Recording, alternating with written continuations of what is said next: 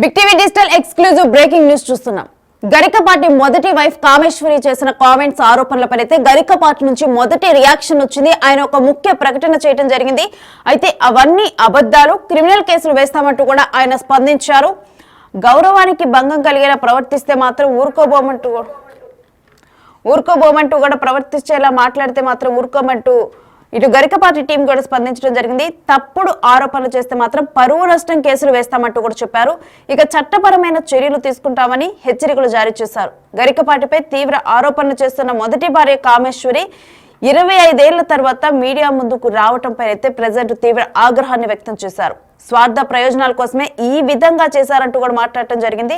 ఇక గరికపాటి తన జీవితం నాశనం చేశారంటూ కామేశ్వరి కొన్ని కామెంట్స్ చేశారు. తన ఆస్తుల్ని లాక్కున్నారు అని కూడా ఆరోపణలు చేశారు.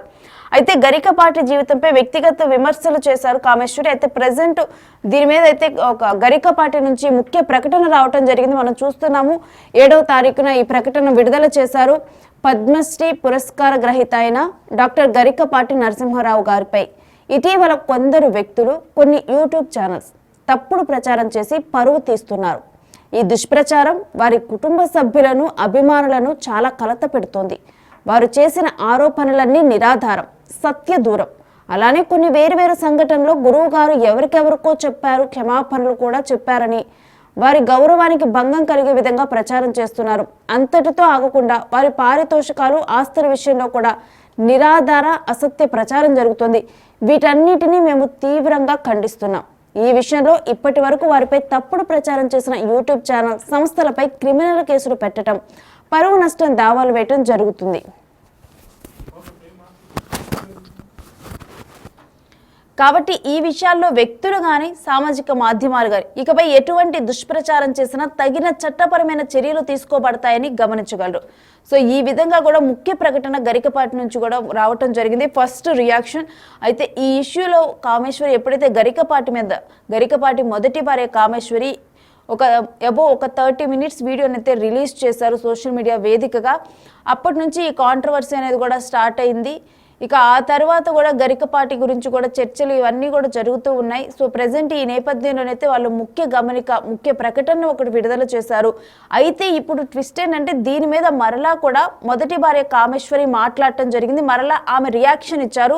ఆమె ఏం మాట్లాడారు, ఆమె రియాక్షన్ ఏంటి, మరి గరికపాటి రియాక్షన్కి మొదటి భార్య కామేశ్వరి రియాక్షన్ ఏంటనేది ఇప్పుడు డిజిటల్ ఎక్స్క్లూజివ్లో చూద్దాం. నమస్కారం, నేను కామేశ్వరిని. ముందుగా పద్మావతి గారికి హృదయపూర్వకమైనటువంటి నమస్కారాలు తెలియజేస్తున్నానమ్మా. 40 ఏళ్ల క్రితం మా తోబుట్టువుల నుంచి ప్రేమ పొందాను. తర్వాత నాకు ప్రేమ దొరకలేదు. ఇవాళ నాకు సపోర్ట్గా మీరు మాట్లాడినటువంటి, నన్ను అర్థం చేసుకున్నటువంటి మాట్లాడరు. తర్వాత నాకు కొంచెం ఇది మంచి ఇది చెడు చెప్పేవాళ్ళు కూడా లేని ఈ పరిస్థితిలో మీరు కొంచెం మంచి చెడులు చెప్పటం, ఇవన్నీ కూడా నా హృదయాన్ని తాకి చాలా చాలా చాలా ఆనందం అయ్యాయి. ఈ ప్రేమతో దుఃఖం వస్తుంది. ఇప్పటికి 4 వీడియోలు నేను చేస్తున్నాను, డిలీట్ చేస్తున్నాను. మాట్లాడడానికి రావట్లేదు. ఎందుకంటే మీ మాటలు నా గుండెలో అలా అలా అలా అలా మెదులుతున్నాయి. అలాగే ప్రొఫెసర్ డాక్టర్ ముళ్ళపూడి సత్యనారాయణ గారికి కూడా హృదయపూర్వకమైనటువంటి నమస్కారాలు. అయ్యా, మీరు పెద్ద పెద్ద మాటలు ఉన్నారు, పాదాపి వందనాలు లాంటివి కాదండి. సరస్వతి పుత్రులు మీరు. మీ వీడియోలు ఇంతకిత్తం నేను చూడలేదు. నిన్ననే అన్ని చూడడం వల్ల చూస్తూ మీ మాటలు విని నాకు అనిపించింది ఏదో చేశాను. కానీ అక్కడ తప్పు పట్టడం అనేటువంటిది మిమ్మల్ని కూడా కాదు. అందువల్ల మీరు పెద్ద మాటలు, పాదాపి వందనాలు లాంటివి చెప్పకూడదు. ఎందుకంటే సరస్వతి మూర్తి భవించినటువంటి వ్యక్తులు మీరు. సలహాలు ఇవ్వాలి, చిన్నవాళ్లే కాబట్టి ఆశీర్వదించమని నేను అడగడం లేదు.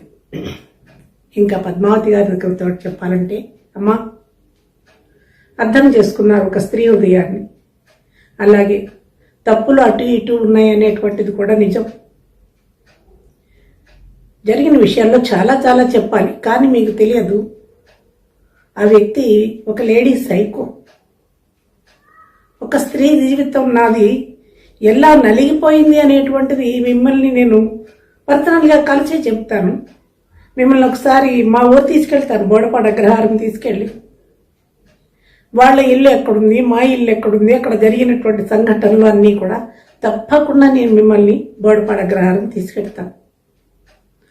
ఇంకొక మాట, గరికిపాటి ఎప్పటికీ వీడియోల ముందుకు వచ్చి మాట్లాడలేడు. ఘోరాతి ఘోరమైనటువంటి పరిస్థితులను నాకు తీసుకొచ్చి నా జీవితాన్ని నలిపేశాడు. అందుకే స్త్రీ సైకో అన్నాను. పైకి చెప్పేటువంటి ఈ సరస్వతి పుత్రుడిలో నీచాతి నీచమైనటువంటి భావనలు చాలా ఉన్నాయి. అయితే ఇంకొకటి కూడా చెప్పాలి, తప్పు చేసినది 40 ఏళ్ల క్రితం. అప్పటికి సరస్వతి పుత్రుడు కాదు, సామాన్యమైనటువంటి వ్యక్తి, నీచమైన భావాలు ఉన్నటువంటి ఒక దుష్టుడు. దుష్టత్వంతో నన్ను చూశాడు, నా జీవితాన్ని తగలబెట్టాడు, నాశనం చేశాడు. ఇప్పుడు సరస్వతి పుత్రుడు, ఇప్పుడు జ్ఞానం వచ్చింది. ఇప్పుడు అలాంటి వెర్రి పనులు చేయకపోయినా లోపల ఉన్నటువంటి ఆ స్త్రీ పట్ల ఉన్నటువంటి ఒక ఏహ్యమైనటువంటి చాలా అసహ్యకరమైనటువంటి భావనలతోటే ఆ స్త్రీలను అలా విమర్శిస్తాడు. లోపల ఉన్న వ్యక్తి గురించి మీకు తెలియదు. అది మీడియా ముందు కాదు, ప్రపంచానికి చెప్పేటువంటి విషయాలు కాదు. భర్త ఎలాంటి వాడు భార్యకి మాత్రమే తెలుస్తుంది, తల్లికి కూడా తెలియదు. ఇక్కడ భార్య అని నేను అనట్లేదు, అది చాలా నీచమైనటువంటి పదం నా దృష్టిలో, నా విషయంలో. అక్కడ ఏం జరిగింది అనేటువంటిది సూక్ష్మంగానే చెప్తాను, లెంగ్తీగానే చెప్పాను. వ్యామోహంతో జరగలేదు అది. రావణాసుడు సీతను ఎత్తుకెళ్ళాడు, తీసుకెళ్ళి రాక్షస స్త్రీలని కాపలా పెట్టాడు. ఎందుకు ఆమె మనసును మార్చండి అని. సీతాదేవి అక్కడి నుంచి ఎక్కడికి పారిపోతుందండి? ఎక్కడికి తీసుకొచ్చాడో తెలియదు. ఎలా పెడుతుంది సీత? ఎక్కడికి పెడుతుంది? చుట్టూ రాక్షసులు ఉన్నారు కదా. నా పరిస్థితి అదే అయ్యింది. మీకు నిజాలు చెప్తున్నాను నేను. వరంగల్ జిల్లా నర్సంపేట తాలూకా ఖానాపురం నేతాజీ గురుకుల విద్యాలయం, ఇప్పటికీ అది రన్నింగ్. ఎవరికైనా డౌట్ ఉంటే వెళ్ళి చూడొచ్చు. అక్కడ పొలాల మధ్యలో స్నేహితులతో కలిసి ఈ దుష్టుడు ఒక స్కూల్ పెట్టాడు. ఇదే నేతాజీ గురుకుల విద్యాలయం. స్కూల్ రన్ చేస్తుంటే నాకు చిన్నప్పటి నుంచి మా 18 పురాణాలు చదివేయడం చాలా గౌరవంగా ఉండేదాన్ని. గౌరవంగా మాట్లాడేదాన్ని. ఏమయ్యా ఏంటి అంటూ మాట్లాడేదాన్ని. వీళ్ళన్న చాలా అందమైనటువంటి వాడు. మా మామగారు చాలా అందమైనటువంటి వాడు. మా అత్తగారి రూపమే ఈ గరికిపాటికి వచ్చింది.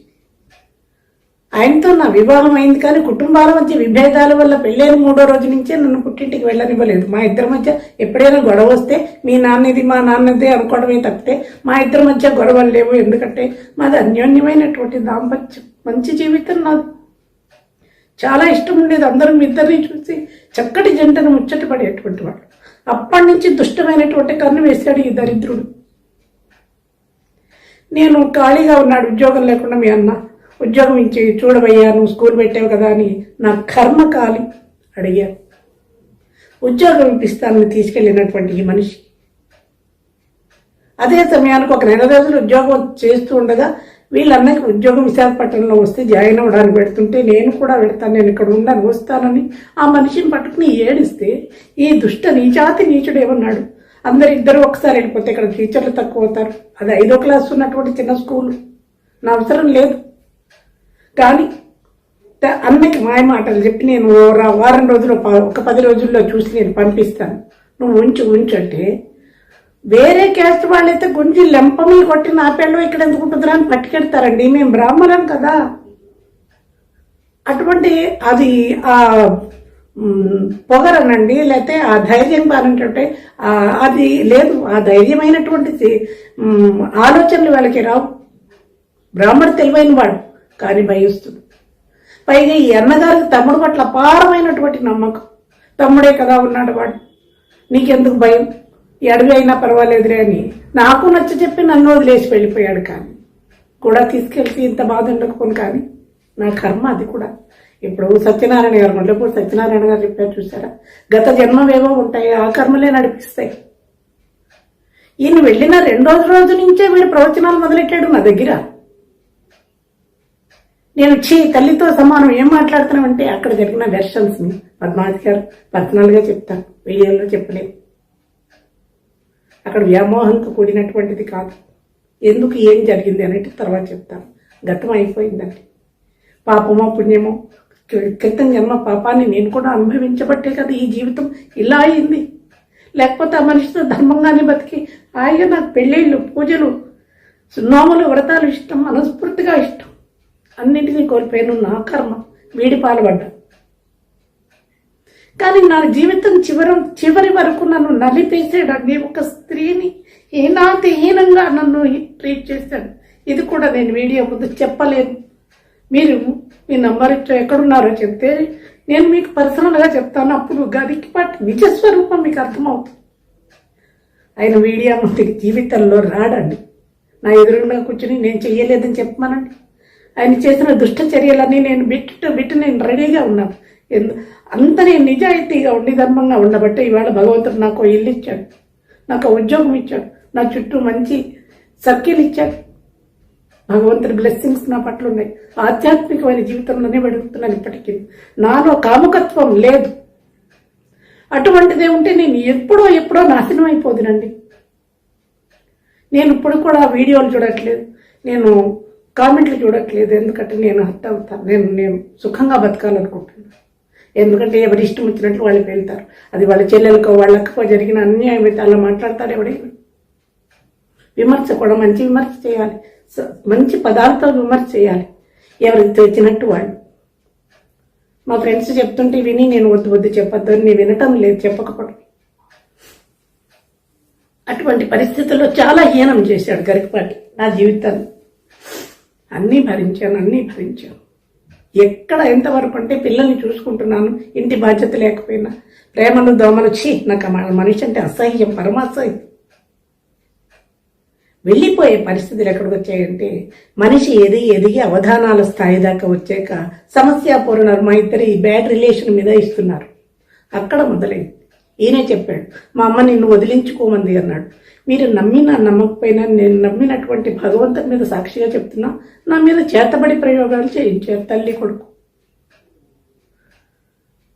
ఆ ప్రభావం ఉందో లేదో అవన్నీ నేను చెప్పలేను. ఎందుకు చేస్తున్నా? నీ మేలుకోరి, నా మేలుకోరి చేతబడి ప్రయోగాలన్నీ చేయించాడు, నా చేత చేయించాడు. ఇప్పుడు అన్నీ ఏమీ లేవు అని అబద్ధాలు చెప్తాడు, వాటి మీద నమ్మకం లేదంటాడు. అప్పుడు ఆ మనిషి చేసినటువంటి పని. ఇప్పుడు నేను చేస్తున్న ఈ వీడియో మిమ్మల్ని మా ఇంటికి తీసుకొస్తాను రండి పద్మావతి గారు. నా ఇంటి చుట్టూ నేను మాట్లాడుతుంటే అందరు దేవతల ఫోటోలు ఉన్నాయి. వాళ్ళు ఎదురుగుండా మాట్లాడుతున్నా, నిజమే మాట్లాడుతున్నా, తప్పు మాట్లాడాల్సిన అవసరం ఏముందండి. ఇంకా నీచమైన పనులు చేశాడు. సాగర ఘోష, ఆ కావ్యం కాపీ చేస్తుంటే అది ఒక బూతు ఘోష. ఎందుకు అనేది పర్సనల్గా మీకు చెప్తాను. మనిషిలో ఉన్నటువంటి ఒక నీచమైనటువంటి ఒక మనిషి ఉన్నాడు గరికపాటిలో. అందువల్ల అది చెప్పడానికి చాలా అసభ్యకరమైనటువంటివి. నా గ్రహస్థితి బాగోక, నా కర్మకాలి వీడి పాల్పడ్డారు. ఊళ్ళో వాడండి, పక్కింటి వాడండి. అరే సంప్రదాయమైన కుటుంబంలో పుట్టి పెరిగిన నేను ఇలా దగా చేయకూడదు అనుకున్నాడా? చేసేసాడు, అయిపోయిందండి. పిల్లలు ఇవన్నీ కూడా నిజమే.